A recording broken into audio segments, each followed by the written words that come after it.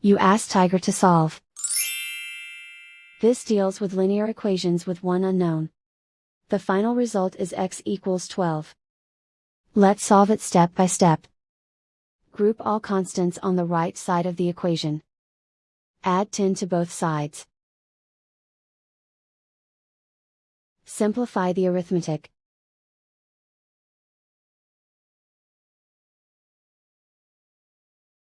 Isolate the x.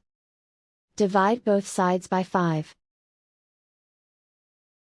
Simplify the fraction. Find the greatest common factor of the numerator and denominator. Factor out and cancel the greatest common factor. And so the final result is x equals 12.